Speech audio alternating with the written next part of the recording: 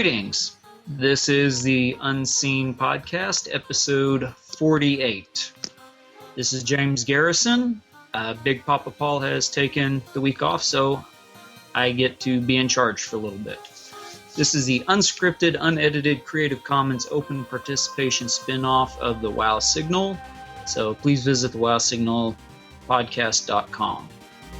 If you want to be in the panel pool along with these fine folks that you see in front of you, you can email at unseenpodcast@gmail.com, or you can go to theunseenpodcast.com for more information. We don't have any special guests tonight, but I do tend to like themes. So tonight we are going to be talking primarily about hoaxes. So I will introduce the panel and let everybody say a word or two for themselves, and we will take the show from there. And anyone who has been waiting for us to start, I am sorry. I was having personal technical difficulties. So, to start off with, we have Mike Mongo. Ladies and gentlemen. So, some of the people may not be, if they're podcast viewers, and are they going to be listening or are they going to be watching? That was a person. I've been chomping at the bit. Depends on how good their imagination is. And personal technical problems. Is that intestinal? Is that thyroidal? Personal technical problems. All right. Next. All right. Next, we have Mike Bohler.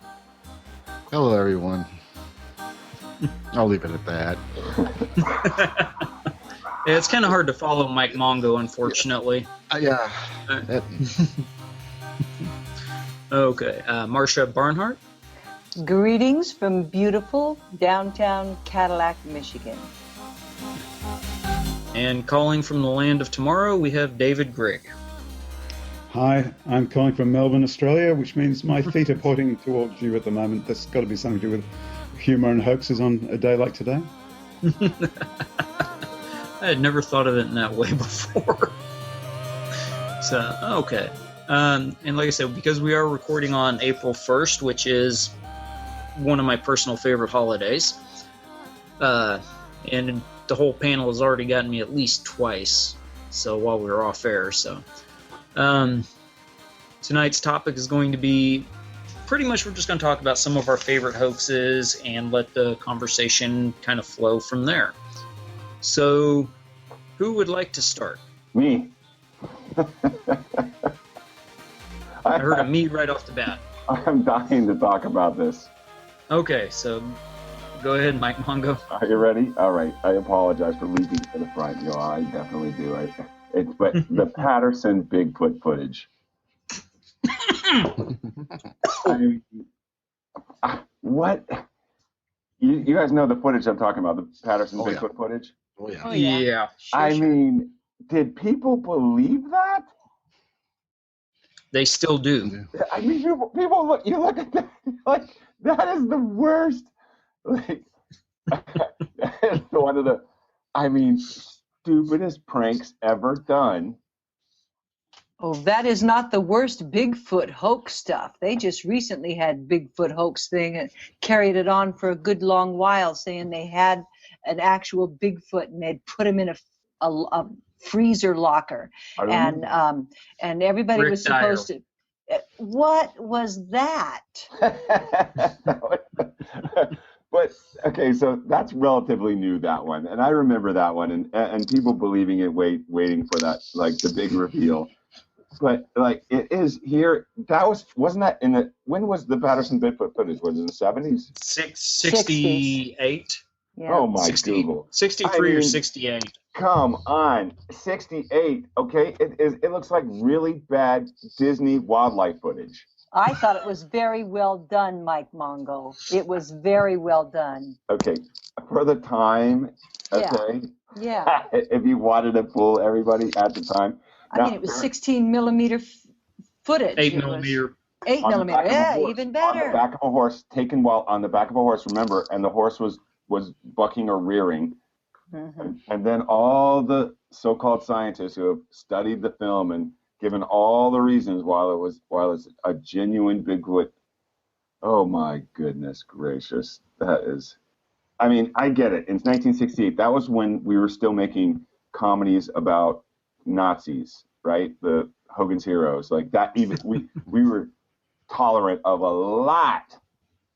But it is 2016. Can we get that behind us? Apparently not. No. Apparently not. All right. So there was mine. Thank you. I've been waiting for decades to get that off my chest.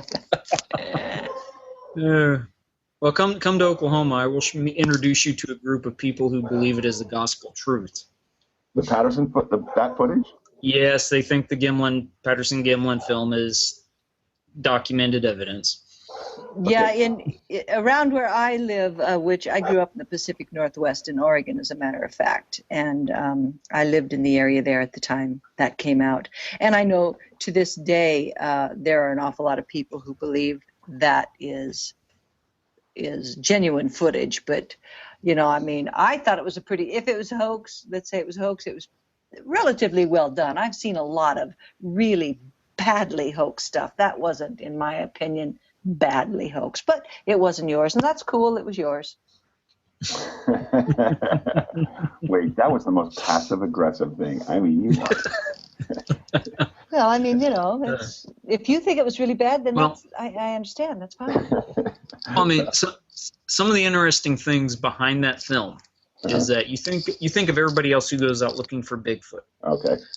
Patterson and Gimlin purposely went out to look for Bigfoot because they were wanting to film a documentary about Bigfoot, but they wanted to have footage of the creature. Which one was it? Patterson, that was basically had a habit of running a bunch of short cons for money. Oh. One of the two of them had a habit of running short cons just to stay ahead of bill collectors. Wow. And then, so they go out looking for Bigfoot, and they just happen to find it, and they're able to get relatively clear footage of it. Okay. But the fact that there are supposed, I've never seen them, but there are reports that there are receipts from a costume shop. The people who make costumes go, yeah, that's one of ours. It's been modified, but we recognize it. Yeah. But I mean, at the time, I remember growing up seeing that thing in late 70s, early 80s, and people still touting it as evidence. I mean, I remember watching it as a kid, and I was thinking, this is the most awesome thing ever. Mm-hmm. And I was also really sprung by $6 Million Man versus Bigfoot. Oh, best episode ever. I mean, like, that was a religious experience for me. So I was into the Bigfoot thing. Well, now next you're gonna tell me that Godzilla isn't real. Now don't be telling me that. I saw it on film. I mean, I've pursued. I was really into cryptozoology as a kid. It really caught my interest, and so I looked into it as a adult, a grown up. I followed all kinds of crazy stuff, from lake monsters to Sasquatch. I went and did the thing. And what I learned was that if you look for demons, you'll find them. And if you look for angels, you'll find them. Whatever you look for, you're going to find. That's really not the way to pursue science. You don't look for your results. You have results, and then you read them and interpret them. Sure. And cryptozoology helped me understand that. But I've had some crazy experiences that I'll be like, oh, okay, I'm not doing that anymore. Go ahead. Sorry. It does sort of raise the issue of why people. There you go, Marsha. We're seeing a model Godzilla on screen. It does sort of raise the issue of why people want to believe in various hoaxes, and what is it that's convincing about them, and what is it that doesn't convince people about them. I mean, this kind of also the anti-hoax. If people who think that the moon landing was a hoax, well, that's kind of falls into the category of anti-hoax in a way, isn't it? They think they've been fooled when they haven't. Any other examples of something like that? I would Go say ahead. the Piltdown one I like. Mhm. The Piltdown Man hoax. There was there was an underpinning in that during that time to what is kind of Anglo superiority. So finding a missing link in England, and it being the missing link in modern human, kind of played to the nationalist kind of that the white races were. I mean, it ended up being like that the white races were superior to the African. They used that as the at the time that was one of the kind of like a drive. What kept Piltdown viable until we could start. When in the 50s when they finally did the radiocarbon dating and fluorine dating and so on, and realizing this was totally a hoax. It played into national and racist sentiments. Wow. It lasted a long time, didn't it? It was decades before they before it was overturned. It went into all the textbooks. Yeah, 40 years. Yeah. Oh, that's super sketchy. Yeah. Wasn't it like an orangutan skull and a few other parts from different animals put together?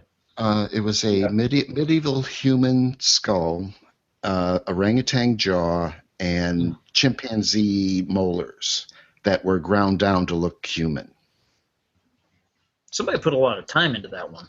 Yeah, Yeah. that's those things like that. Now, to me, that is a sociopath.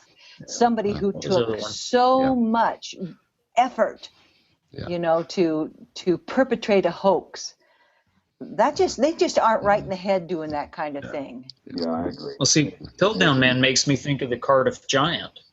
Yes. And it was kind of a similar thing. And then you have P.T. Barnum, who wanted to display it, but he couldn't. The guy wouldn't sell it to Barnum, so Barnum had another replica of it made and was posing it as the real one. You gotta love Barnum. Yeah, but see, like what Martha's saying, it's like P.T. Barnum is like once you told me about the Patterson, they had a history of running cons, and this is, or at least one of them, and this was just par for the course for them. I didn't know that. That actually alleviated all the grief that has caused me over the years. The sort of pressure, like, come on, people, get with the program. But if it's a con, then it's kind of fun in a way.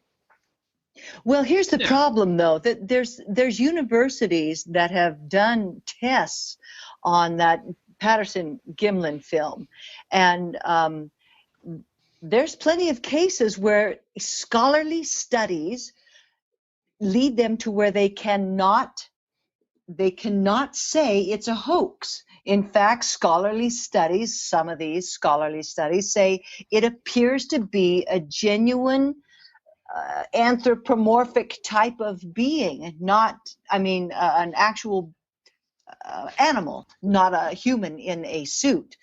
There's plenty of other studies that say, no, it's a hoax, but this was so well done that you have an awful lot of scholarly folks landing on either side of that question. Which doesn't say a lot for scholars, really, does it? Right. No, but that's, somebody was going to talk about the Sokal hoax, right? I know that had been. I think that one was just getting thrown around as a favorite between Nick and Paul. Now, the neat thing about that, though, in this case, I don't think the guy who perpetrated that, which was Sokal, I don't think he was a sociopath, because he had, and he stated from the onset, he had a specific purpose for this fraud, and that was to point up that academia, it wants to be hoaxed, because if you play into their view of the world, they are not going to be diligent in checking facts. In fact, part of the problem was they didn't check facts at all, and that was kind of what Sokal wanted to bring to the fore. If you present information that somebody wants to hear and aligns with their existing beliefs, then they're going to go for it and not even work at trying to verify information. So in that case, I think in science, it was a good step forward. Yeah, you're absolutely right. There's a huge tendency for people to want to believe something that fits in with their existing beliefs and to disregard something which doesn't fit into their existing beliefs. Right, that's it right there. And that's just human nature. But when you're a scientist and you need rigorous science-based identification and research, you cannot do that, because now you're not a scientist anymore, and you cause a lot of problems if you do not rigorously check. A lot of people don't necessarily do it intentionally, but like think about the climate change. Yeah. And then you have people that, I mean, I have friends who are really acclaimed scientists who are adamant that the climate data is bad, or that it's inadequate to make the assertion that we are the causation, and also that it's in this really bad state of affairs for everyone. And yet I know who knows how many people on the other side of things who are equally committed to the strength of that data, and that it does make this. But you can draw the conclusion from this data that climate change is happening, and we are what's behind it. Yeah, but I think in that there were a lot of studies by climatologists that were cherry picking information, and they lost credibility when somebody did due diligence and took a look at what they had used to predicate their opinions on. And that turned out to be a problem. That was a whole big blow up, as I recall, on that. And they copped to the fact that, yeah, they had cherry-picked information, because you know what? They believed it to be the truth. So typical humans are going to gather the information that buttresses their belief. Science is not immune to it. That situation is a little different than the other ones, because in addition to the cherry picking, and in addition to the ones that are not cherry picking but drawing opposite conclusions, there are the people that are intentionally working to mislead on both sides. The ones that are the sky is falling crowd, and the ones that the sky and the other side, the sky is absolutely not falling crowd. Yeah. This falls into what I was calling an anti-hoax to me. I mean, the balance of evidence and the balance of opinion is way over to the side of climate change happening and being caused by human activity. There's just no comparison. You can't put a few coins on one side of the scale and a few bricks on the other and say they're equal. They're not. Well, I think that what's happening here is that the human today is causing an acceleration. What the record tells us has been going on since time immemorial. Well, let's not turn this into a climate change, anti-climate change debate. God, let's we talk about hoaxes. With regards to the climate change, that particular idea, that anti-hoax situation, I was specifically I meant to bring up the people that are using it to further agendas. And that is very similar to running a con. Yeah. Sure. Yeah. Yeah. Yeah, I agree with that. And I agree with that. The guys who are like, I actually am not mad at the people that run. Like, if the Patterson guys are running a con, then I think it's almost like a good joke. And that's how. and also P.D. Barnum. How can you not like a good show? And it goes back to thing, we do want to believe. We do speaking of believing and speaking of hoaxes, this one I love. We all experience this on a day-to-day basis. Really, it's the email that says you've won or you've been chosen. I am the king of Siam, and we need somebody to receive this money, and we will share these untold millions with you if you do this thing. These emails, the most brilliant part about these emails is that there's all these, I mean, the internet is just constantly refreshed with new users. So there's all these newbies out there, and they get this email, and here's the best part, is that out there in the aloneness of their own home and their own device and their own interaction with email and technology, they get a message that says, you're special. And they've been waiting their entire lives to hear somebody acknowledge the thing that they've known inside forever. They chose me. I am special. I don't ever get those. All I get's the ones are for the penis pills. I mean, which could be hoaxing themselves. It was like an overshare moment right there. Now, Mike Mongo, when you're talking about those very well-known and very well-crafted Nigerian prince. Yeah. Do you think, to my mind, that is just nefariousness? I do not find it a laughable moment. I find it destructive, nefarious activity. It's evil. I don't know about evil, but it is destructive. They don't have the right to do that to people. Then there's got to be a special hell for those guys. Oh, okay, well, I mean that's where a hoax becomes fraud. Okay, well, but here's the thing: is that all these people, the people who get frauded by that particular hoax, those hoaxes, the ones that they are literally emails that produce a feeling of being chosen. Yeah. Mm-hmm. And so then all these people have these secret little pathologies, these little private pathologies where they've been waiting to hear this special message from the universe that comes from out of nowhere. That says that you're a superhero. It's been true all along. Or you're a prince that was stolen at birth, and Harry, you're a wizard. Yes. Yeah, there's a psychology. Certainly, there's a very effective psychology that is employed by those guys. Just because you're a really effective sociopath, it doesn't make it any better. They just know how to ply their trade. I have more of a bigger adoration for the effective sociopaths as opposed to the ineffective sociopaths. Well, you would. The high functioning sociopaths. The ineffective ones never get elected to office. Oh no, that kind of sociopath, that's not a high functioning sociopath. Oh God, do not go there. Okay, none of them. All right. Okay. Well, okay. Well, Marsha. Go ahead, David.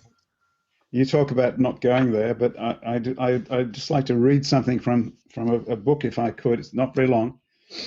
Sure. It's Martin Gardner talking about pseudoscience. An even more regrettable effect produced by the publication of scientific rubbish is the confusion they sow in the minds of gullible readers about what is and what isn't scientific knowledge. And the more that the public is confused, the easier it falls prey to doctrines of pseudoscience, which may at some future date receive the backing of politically powerful groups. That's written in 1952. It just seems to be prescient to me about current times. So there you are. I just thought I'd share that with you. There's some things about human psychology that never change. That's true. Yeah. Okay. Yeah. Now, on that note, I know you're heading to the direction of how the pseudoscience could be used to further a political agenda, but I want to point out this. I get to work, as you know, I get to work with students. That's my whole everything. I work with students in and outside the United States, encourage them to pursue careers in astronautics and space and science, and inevitably in the classrooms, and this happened to me so many times as a grown-up at regular space and science conferences, where you're having a perfectly intelligent conversation and somebody explains that about aliens or extraterrestrials living amongst us. You'll be having a really great conversation, terrific conversation with an apparently very intelligent person, and then suddenly the penny drops. You know they live amongst us, right? And you're like, oh my God, I got sucked in again. Okay, so I had, I had that when I was teaching. I actually had a girl look at me and go, well, you know that we've never been off the out. What was I talking about? Oh, I was talking about lunar cycles. And she goes, well, you know that we've never been off the planet because there's nothing up there. Okay, right. Okay, so we've all had that experience with grown-ups, but here's what I was talking about. What I wanted to say and introduce to you is that I got to working with students. They're watching YouTube all the time, right? And so when you watch YouTube and you're a regular YouTube user, which is different than how any of us probably use YouTube, that YouTube has an algorithm that suggests other videos that they should watch according to their whatever they have been watching. And so if they watch, for instance, Pacific Rim, which is about giant robots and monsters, it can very shortly get to UFOlogy. And so these students are watching this garbage. Not high school students, mind you. I'm talking about elementary and middle school students that are suddenly exposed to this stuff unbeknownst. I mean, their parents are in the unawares that this real, like we always worry about stuff with content that is lurid or inappropriate for the age group, but pseudoscience is its own particular kind of poison. And there's so much of it on, these the videos that to us are really entertaining, just ludicrous. And I had a boy in 6th grade during World Space Week at one of the schools I visited, who made a big point during class to explain that he had seen these videos and that we definitely have aliens living amongst us.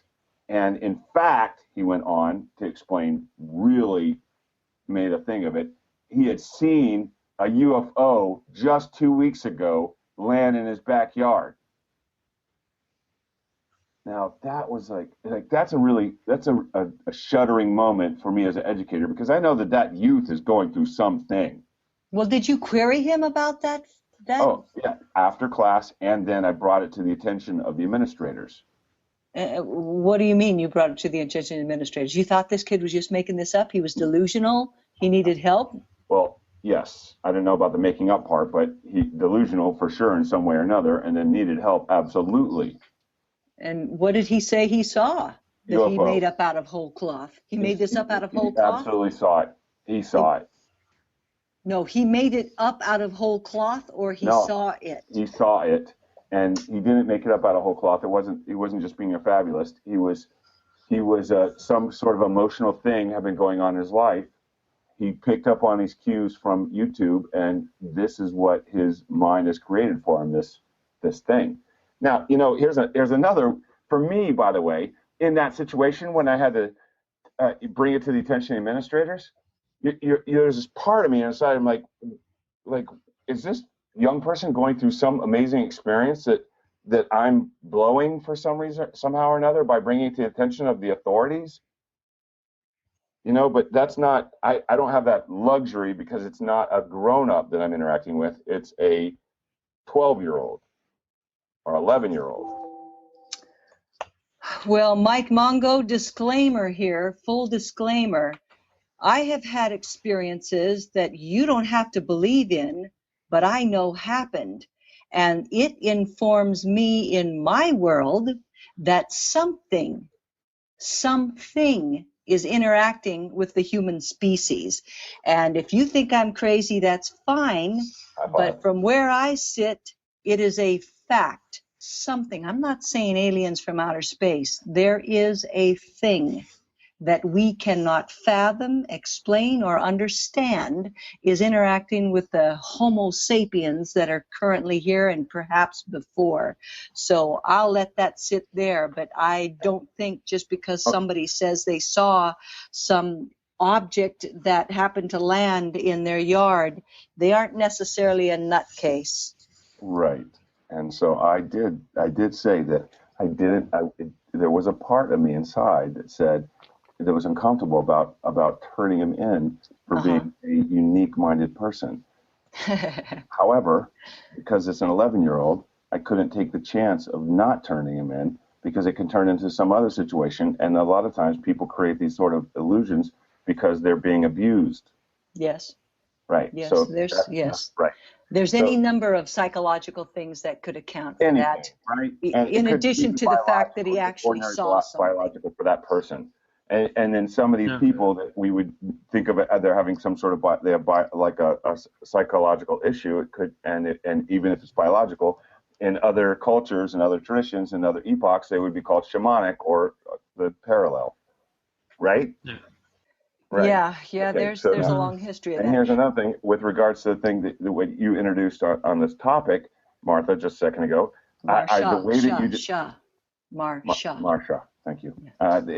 Like anybody who has any sort of religious experience would fit into the category that you just. So I would have no challenge with the way that you just said that. I'm not saying it is this. I'm just saying that there is some sort of interaction that takes place that we're not privy to. We're not privy to fully comprehending. That's what I grokked from what you said. Yeah. Most of the scientists I know, one of the best top scientists I know is a major Christian. Oh my God, no. So, yes, actually. And the point is that that's the same sort of thing, that there's this unknowable or incomprehensible force or something that interacts with us in this way that we are not able to fully, like I said, grok. So that's like we've gone off the hoax. Okay, but Mike Mongo, here's what you really need to know. There is a giant mutated spider found in Croatia and a 6-foot Hawaiian cane spider that is harmless. And so I saw it on YouTube, and I see a picture right here in front of me, and here's this beautiful 6-foot spider, so it must be true. That was my hoax. I'm thinking, for the love of God, people. Marsha, can you share the link in the chat so everybody can have a chance to witness this wonderfully beautiful arachnid on the side of a house? I shall certainly try, but all you have to do is Google biggest Hawaiian cane spider attacks house. I mean, it's making off with small dogs and children. Now, this is what we were talking about, all of us were talking about, and certainly you were, David, too, that you're kind of thinking at some point in time, people ought to kind of deploy their discernment system. Because if you just flapped your BS meter a tiny bit on this video, it ought to peg. But somehow, for some reason, and Mike Mongo, you were talking about this, there's a whole group of children that have been spoon-fed stuff right into their little brains to just believe everything you see and hear. Somewhere along the line, folks, we need to reintroduce critical thinking. Absolutely. Well, the thing on the spiders, though, is that humans are inherently creeped out by spiders. Yeah, and you have too. You have to admit that some spiders have some really amazing abilities. The ability to jump. There's a gliding spider. There's swimming spiders. You have a spider that the reflexes are so quick that they seem to be able to foretell, predict the future by a few milliseconds. Yeah, there's no doubt. But the fact is that because humans are so skeezed out by spiders, I think, and just inherently, we don't doubt anything we're going to hear about a spider. Well, it could be a spider. It could be mermaids. It could be, the giant mutated spider found in Croatia. No, mermaids are just hopeful. They're what? Mermaids we're just hopeful for. Sailors were hopeful that they were there. Yeah, that's right. I agree with I agree with Marsha about critical thinking. I think we need to teach critical thinking and logical analysis at school much more than we do. When I was a kid, we actually used to go through newspaper advertisements and TV commercials and so on and just pick them apart and see what the spurious methods of thinking that they were trying to get you to follow were. But I don't know that kids do that these days in school. Maybe they don't. But certainly, I mean, in the days of the internet now, we really have to assess what we consider to be evidence, because you can find so-called evidence, in quotes, for anything you want on the internet somewhere. Flat Earth, yep, there's a Flat Earth Society out there, and they're on the internet. Yeah. Now, something like the flat Earth, though, to me, it seems to me, David, that ought to be instantly provable. Just whoop, you got, I mean, just from simply a high altitude weather balloon with an attached GoPro camera. That's all you need there. You just don't want to believe it. They say that the lenses are curved. The what? The lenses are curved. It gives you a fisheye appearance, therefore the horizon's still flat, but due to the curvature of the lens, the horizon appears to be curved. Oh, that's how they get around that cognitive dissonance. Yeah. Okay, well, all right. Well, what the hell do I know? It could be flat. Right, Mike Mongo? No. There's two groups of flat earthers, though. One of them, it's the minority of them, they truly believe that the earth is flat. The other one just takes joy in trying to argue an impossible position. It's more of a mental exercise for them. Oh, a contrarian? Not necessarily contrarian, but think devil's advocate. Uh-huh. Like the original definition of the devil's advocate in the Catholic Church, trying to, but that's kind of what think of it as a mental exercise. Basically, they just want to flex their mental muscles and be able to show that it is possible to argue the pros for any position. Wow. So that's the majority of them. The fun part is trying to pick apart the people that actually believe in hollow earth, flat earth, or egg earth, or any of those, versus the people that are just being hipsters about it. Now, to play devil's advocate here, and do excuse me, but isn't one of the planets, the moons of Jupiter, if I recall, they kind of think it might be hollow? Which one is that, you guys? You know what I'm talking about, right? They don't think it's hollow. They just think there's an ocean underneath the surface. That's all.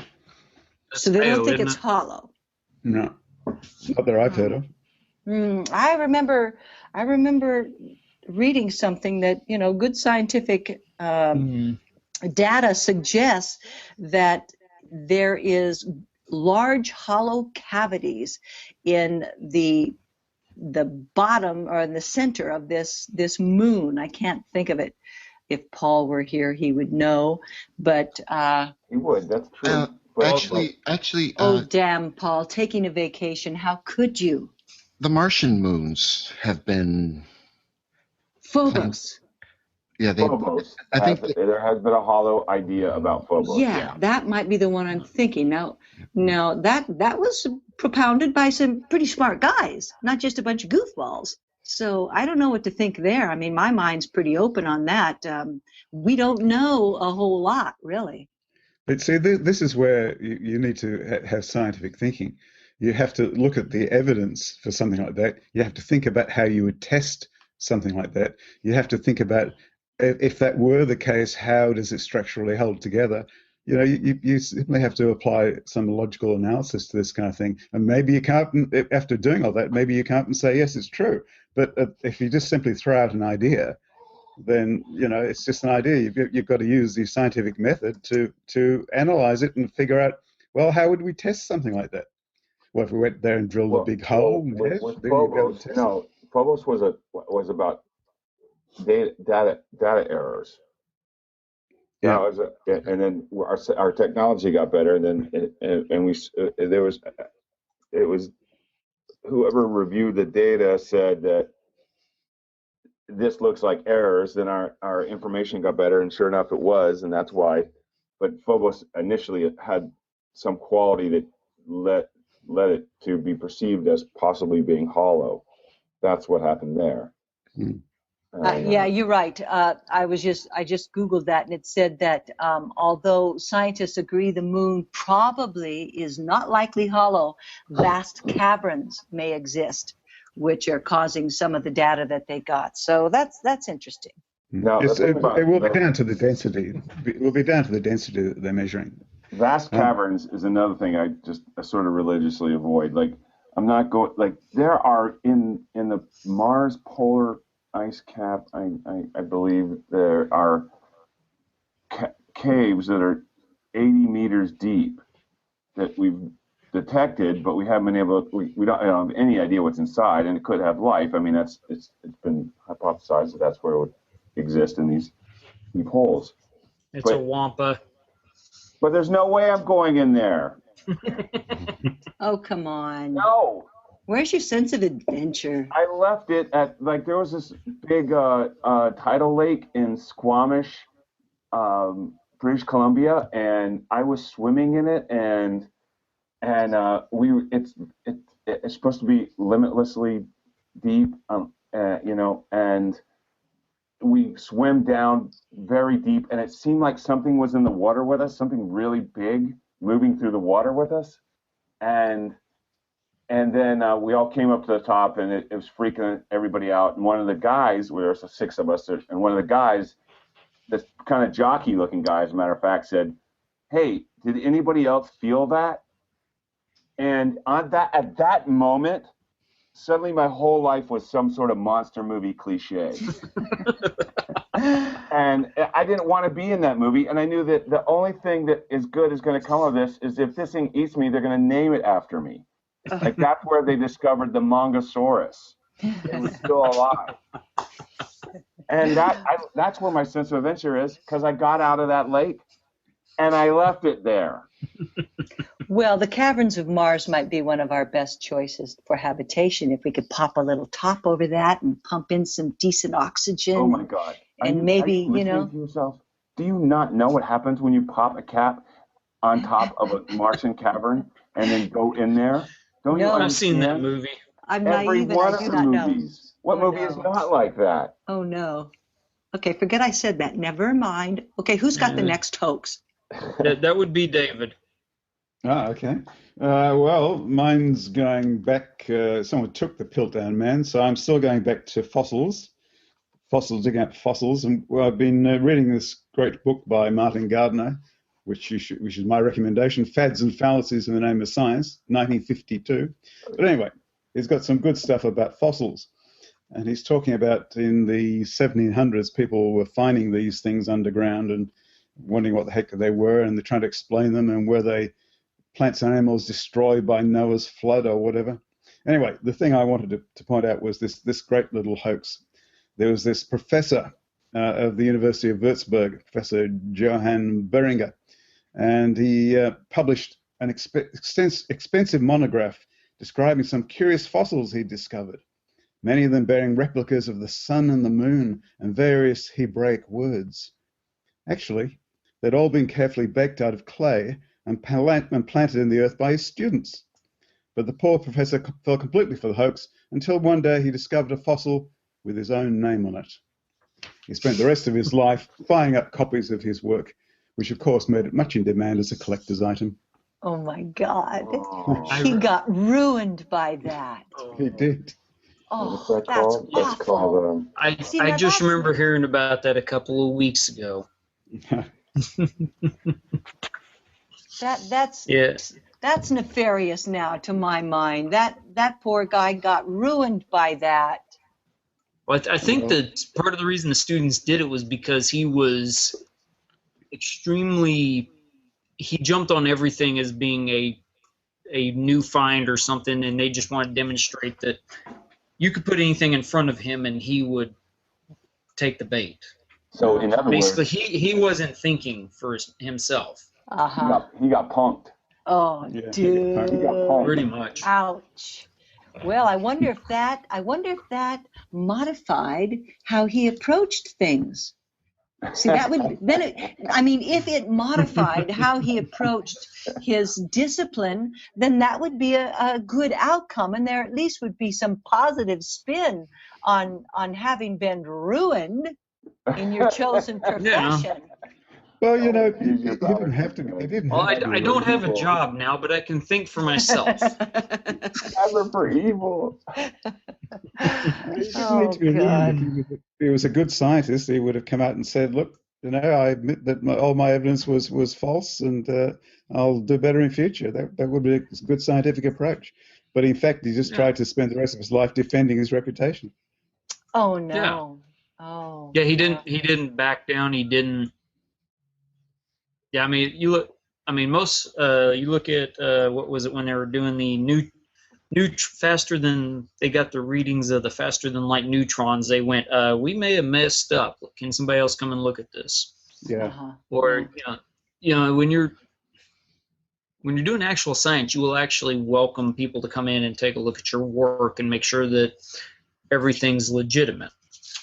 Yeah, So, peer review is essential. Peer review and having different people take a different go at it, then that's science done right.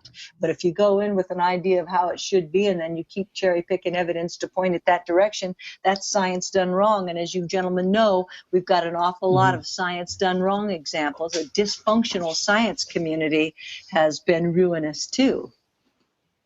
yeah. So I mean, hoaxes can actually have a benefit. It's like when we were setting up the topics thread, and we had to point out that hoaxes can actually be pretty serious business. Talking about Bigfoot, there was a guy, I think in Texas, going Bigfoot, got hit by a car. He put, well, even look at okay, I'm just going to throw one of my ideas out very quick. But James Randi, he took a couple of people and trained them up as mentalists, and completely got one over on the scientific community because they were thinking in basically straight inside the box lines. Okay, this is possible. This is possible. What these guys are doing falls outside of our normal parameters. He basically used a couple of guys he trained as mentalists to show the scientific community that, hey, you guys need to think outside of the box to help you, keep from being taken by hoaxes and to help, look for better ideas or possible suggestions, problems. So, I mean, it was pretty cool when he did that, and he's done a lot of other stuff. And then I had a whole bunch of suggestions shot at me at one time. And I think David said something about Ern Malley. Oh, that was a literary hoax. It's a very famous literary hoax in Australia. Similar to the Sokal Hoax?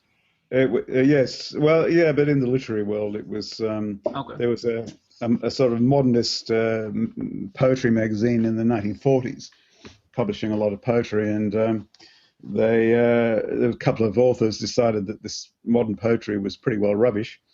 And so they actually put together all this pretty rubbishy poetry that they'd sort of cobbled together from cutting out bits and pieces from various sources and sent it off to this magazine under the name of Ern Malley. It was supposed to be sent by Ern Malley's sister, who'd found this cache of his poems after her brother had died. And so she sent them all off. This is the story. She sent them all off to the magazine. Of course, the magazine thought these new poems were terrific, and they issued a special edition of the Angry Penguins magazine that they ran, featuring the poems of Ern Malley. And of course, then when the two authors involved confessed, the proverbial excrement hit the fan. And so it's a pretty famous literary hoax in Australia. That's pretty cool. That's kind of a one-upsman that they like to do to straighten some people out in certain I'm so very special disciplines. I think the art world can tend to be that way. Somebody actually did that in the 60s or 70s, I think. His wife basically, I was watching Mysteries at the Museum, I think. But his wife basically had gotten dissed as an artist, so he just made a really crappy painting, called it some postmodernist thing. He did it as a joke, and the thing got rave reviews. And so he painted like 2 or 3 others, and people were raving about it. And finally he goes, I never picked up a paintbrush till I painted that first one. He was a natural. Well, that's what they were saying. The critics wouldn't back down, and he's going, no, it's crap. It looks horrible. And they're like, no, you have natural postmodernistic. He's like, no, I was being a smartass, and you guys are too damn dumb to realize that. Wow. Isn't that interesting where that line is, where they saw art and he purposely perpetrated hoax and he made a painting. Art? He made a painting as bad as he could, and they just wouldn't. Yeah, I thought it was funny, but I mean, it's like I think every discipline has people who will do something like that. Paul Carr pointed out, Steve Allen, musician. And George Robb actually has done something similar to this too, but Steve Allen would basically just get on his piano and smash something out, nonsensical notes, and pass it off as music. See, the problem really with the arts is that it's hard to find objective criteria to say that something is good or bad or whatever. Yeah, and it's perceptual. If everything is subjective, then maybe people who looked at those paintings thought they were interesting. Maybe, maybe that's the art. It's kind of like porn, you can't describe it, but you know it when you see it. And maybe people who read Ern Malley's poems enjoyed those poems, and if so, can you say that they weren't poetry? So, well, that's what was the paper that you mentioned earlier, the Sokal?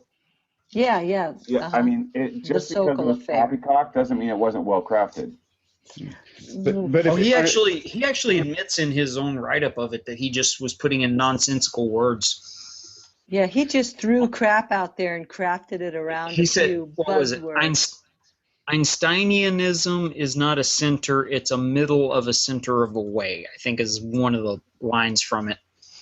But he wasn't submitting that to a scientific journal, was it? It was like a sociology journal or something like that. Yeah, it was something. Yeah, it wasn't a science. It was a philosophy, social science or something. Social text. It was an academic journal. Yeah. And the thing is, he was trying to bait them. He was trying to bait them into being who they were so big that they got outed in a way. That they were just anything that was real leftist, postmodern, they would swallow hook, line, and sinker.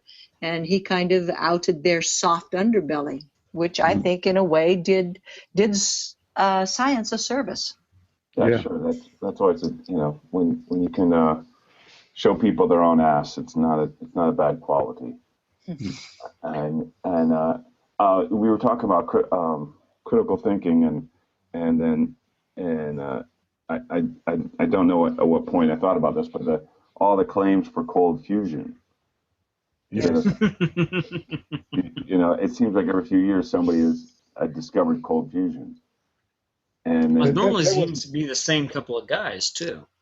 Well, sometimes, I've seen there's some group from Scotland, as I recall, and they don't want to show their work and. What do they call it? Fusion in a jar or something like that?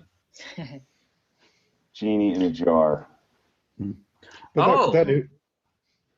sorry, Paul Carr just pointed out Project Alpha, and one of the members of that was Banachek, who is a skeptic. I know Banachek. He's a skeptic. He's a magician, and he... That's the one you were talking about. Who was talking about just a minute ago? Like the amazing Randi. I was talking about Randi and him. Yeah, that was it. Project Alpha was the 2 psychics that were really just jacking with researchers until James Randi finally went, "Okay, guys, let's give it up now. Let's just go ahead and tell them the truth and let them off the hook."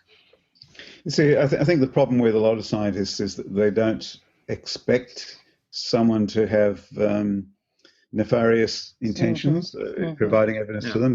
They perhaps naively expect people to be honest with them, and they don't really expect to pick out liars. And Randi also was the one who exposed Uri Geller, the spoonbender, if you remember him from way back. Yep. And Popoff and a lot of the others like that. Yeah. Whereas actual scientists were fooled by this guy because they weren't expecting someone to be dishonest with them, whereas Randi was. Well, there was, yeah. What's that prison experiment? Oh, Berkeley. Yeah, Berkeley, where they basically the kids were the guards. Right. Yeah, I think that was Berkeley. Yeah, because there was one of the guards. It was in John Ronson's book,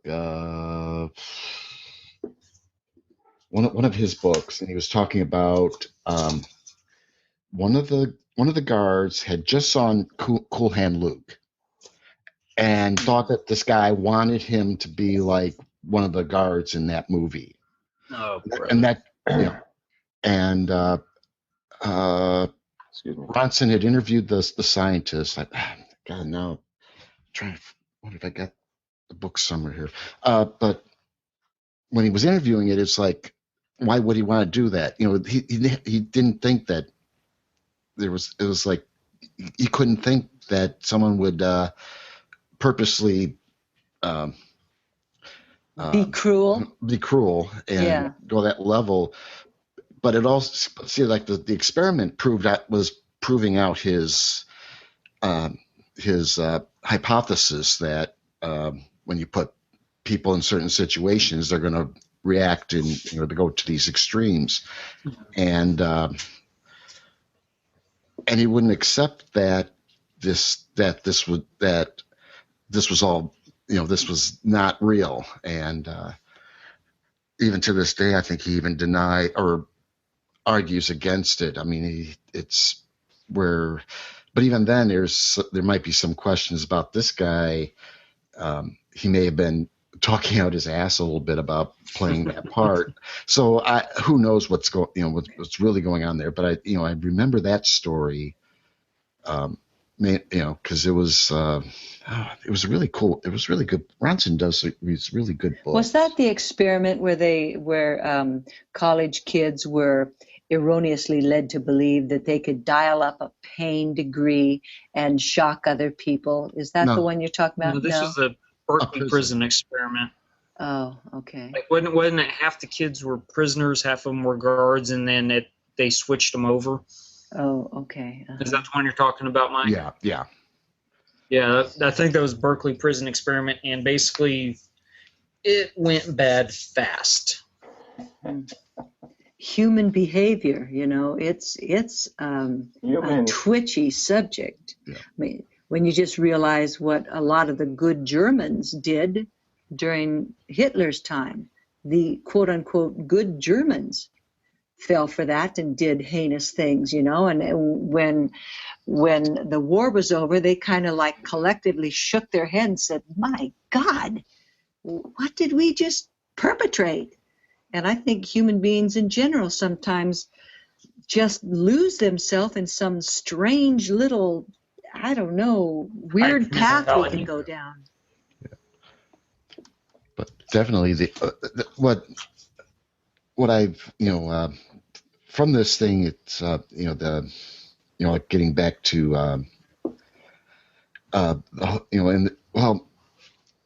the scientists that were running that experiment he was trying to prove his basic hypothesis and using whatever the Piltdown Man. I mean, kind of fits that. The skull fit in with the preconceived notions of the time.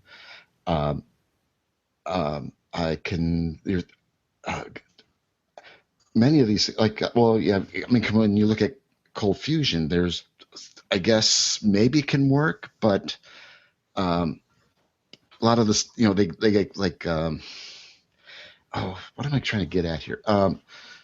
That there's like these, the scientists say, even the Alpha Project, these psychologists or parapsychologists believe that there is a mental whatever they were experimenting on, and they were trying to find people to fit in their preconceived, and that's how that perpetuates a lot of this. That's where really the bad science comes from, because the scientists that are trying to prove there are scientists that are working on Bigfoot, and they're trying to prove Bigfoot exists, and they're coming up short, but they're holding on to the premise that Bigfoot's real. You'll see Michael Cremo. I just finished reading that book. I've read it a few times, and when you read the book, you'll see that he's basically cherry picking a lot of old archaeological digs. He's looking back at the 1700s, 1800s, and even up to the 1920s. And the scientists didn't have the tools or the ability to do the proper measurements and the proper dating. So a lot of the stuff in his book, it talks about humans existing 100 million years or 200 million years, even 600 million years. He goes back to these because at the time they find the fossils in 600 million year deposits. Oh, then these must go back to 600 million years.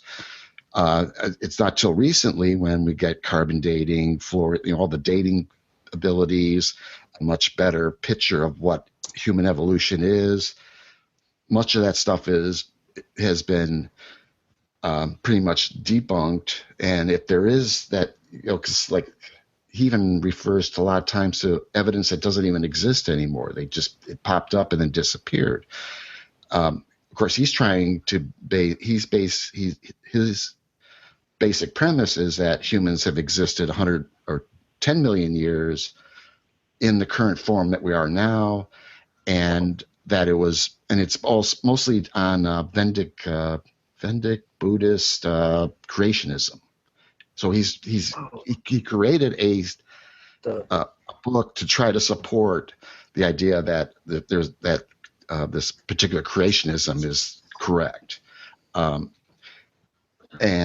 the downside is, or one of the offshoots of all this has been that you have people who want to believe this stuff. You got, Piltdown Man has been used by the creationists as how science, as the failure of science. It's a failure of science, and if this is a failure, creationism must be real. That there's, it's just there's just this.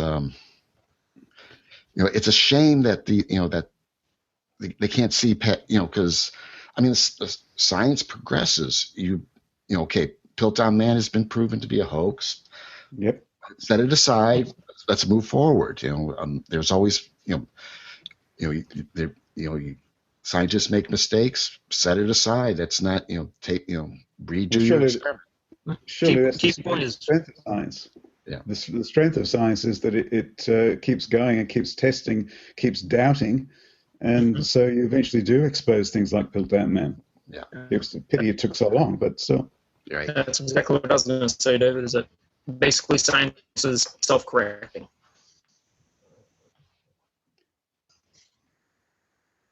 Hello? Hello? You faded out. Oh, am I still faded out, or am I actually back now?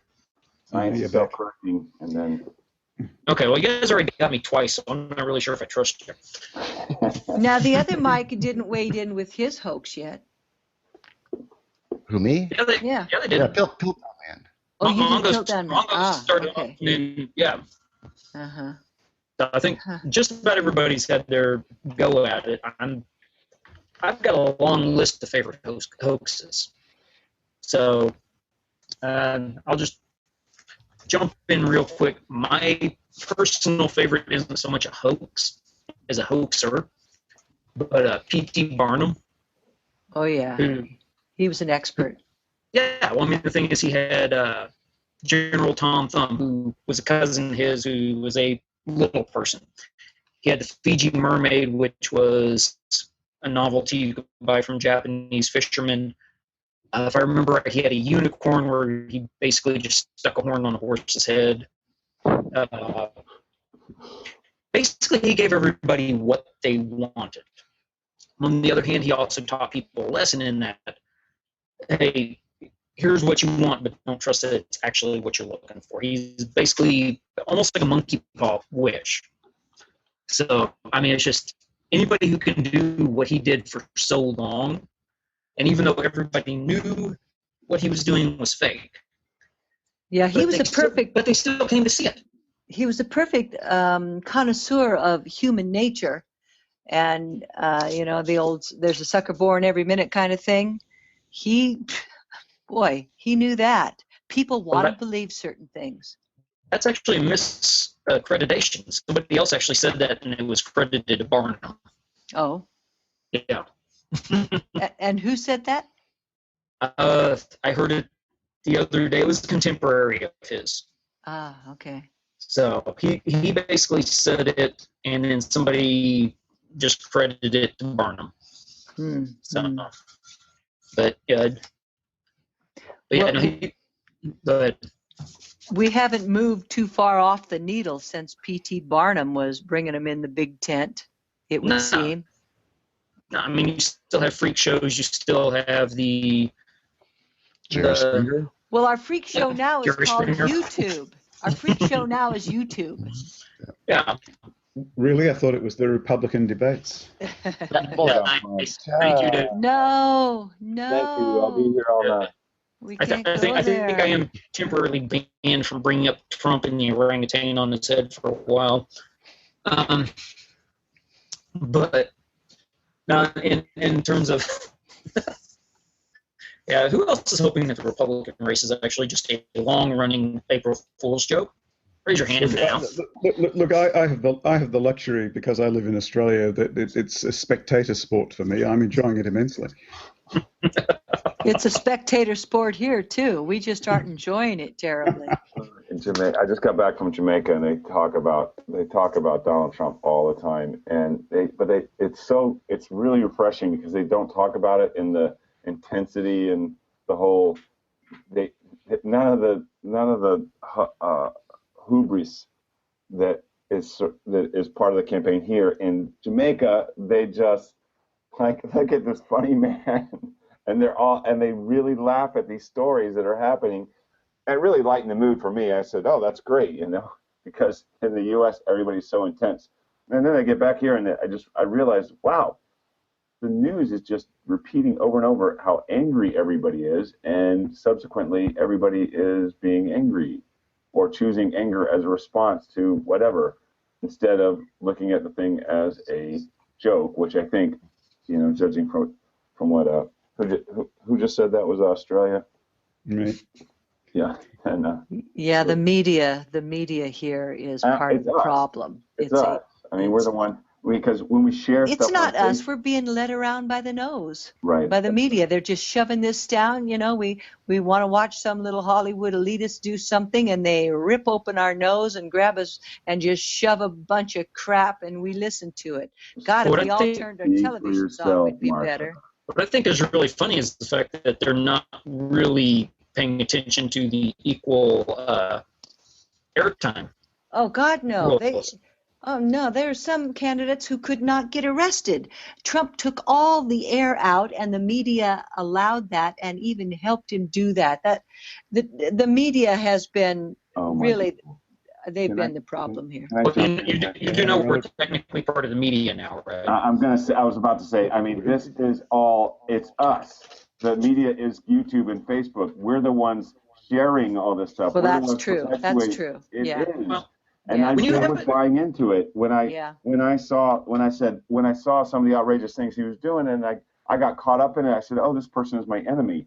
This person they're not. I don't care." You're right, yeah. I get handle stuff here in my neighborhood in Key West when kids need help, or when there's a situation where someone is being unfairly treated. Then I can participate, and I can have a real change. But at this stage, for this show that's going on, the best thing I can do is not share and not buy into it and propose Leave the idea. theater. That's what your best thing do. I'm Leave the just going to theater. say, Trump is proof that you should never leave the Oompa Loompas in charge of the factory. I'm sorry. I derailed the conversation. I'm sorry, but at least I suppose it's relevant to the extent that it's very easy for people to fool themselves or to be fooled. We actually kind of enjoy being fooled by the P.T. Barnums of the world, and so perhaps it's relevant in that sense. But let's not get into politics. That's what I find most fascinating. I think what's most fascinating about hoaxes and everything is human behavior. To me, that is the whole thing, that humans are built that way. Now, if you were to take an artificial intelligence who is not human, it would not be sidetracked by all that crap. It would just evaluate things on what it is confronted by. It would evaluate incoming information without all of the other, nuances and colorings and all that other claptrap. But as humans, we just really, the most of us are not able to carefully balance and weigh and move out of the pile stuff that's just crap. Even the most logical of us we're still driven basically by emotions. Our emotions sometimes will drive our logic. Well, there was that Microsoft thing about, was it that artificial intelligence thing? TikToks, yes. Yeah. And became a nymphomaniac Trump lover. Yeah. Go ahead, Mike. I'm sorry. I just had to throw that one out. No, a lot of people don't even know what you're talking about. I mean, it's an amazing story. We've created a monster. Yeah, like there's a one of the bots out there that, by being interacted with, it developed a personality, and the personality it took on was, as you said, I really want to just cite one of her tweets, but we don't bleep anything. Trump supporter. That's what you said. Well, we don't bleep anything on here, so plus it's part of the drinking game every time we take it above PG-13. Wouldn't it be great if we bleep the Trump word every time we said it? So what happened? She drew a direct link between Trump and Hitler. That's what I like. Yeah. She broke Godwin's law without actually invoking it. Oh my God, we're talking about this artificial intelligence like it was really something. This thing just glommed onto everybody's input and the fact that she got to the point where she went, I mean, pardon my language, but there's actually a line where she goes, "Fuck me in the ass, daddy." Okay, you're not part. Overshare. What just happened? Testing. Prank call. She went from saying, "Hi, it's nice to meet you, humans," to that, and then to Hitler had the right idea. That's because of the people that she had input from. Yeah. This was this open device that was just a little sponge, and all the people that interacted with this device is what bent this thing so badly wrong. Well, this is why we can't have nice things. Or was she born that way? It's nature, classic example of nature versus nurture. We'll never know. Technology itself is inherently bad. I mean, there's a very old computer adage, which is garbage in, garbage out. So you can have the most logical device in the world, but if you feed it garbage, that's what you're going to get out. There you go. Yeah. So somebody on Reddit announced that this thing was coming out, and they just turned people loose on it too. Well, we obviously need to protect young AI minds. Right. Yeah. Our AI children. We're clearly not ready for that. Ain't right. Someone think of the AI children. Yeah. You know what? The artificial intelligence are going to look back at this moment where we're making these jokes and just like, wow, look at those bigots. No, the Terminators are probably going to end up hunting me down because I'm making fun of them. Yeah, I don't know where that's going to go. I personally am not an AIist. Yeah. Well, you don't have to be. It's going to happen anyway, Mike. Yeah. No, I mean, I'm not anti-AI. An AIist is anti-AI? An AIist, like a racist or a speciest. I see. Oh, well, that could also mean a proponent for AI. Or for artificial insemination, too. So a person who's it's just contextual. Well, I mean, I'm a farm boy. For me, AI means... I'm not against that either. Yeah, I was going to say, I'm a farm boy who uses a lot of text. So for me, AI means two completely different things at the same time. You can AI and AI. I mean... our man here has a very like one-track mind. I don't know if anyone else is. I know that is very illuminating, James. So you might consider. Methinks thou speaketh too much. Thou protesteth. I'm not protesting anything as long as I get paid. But anyway. There's a great shirt in Key West that says, "I'm not gay," and underneath it says, "But $20 is $20." I like that. Oh, yeah, but you know what happened if I wore that in Oklahoma? I'd have about $60.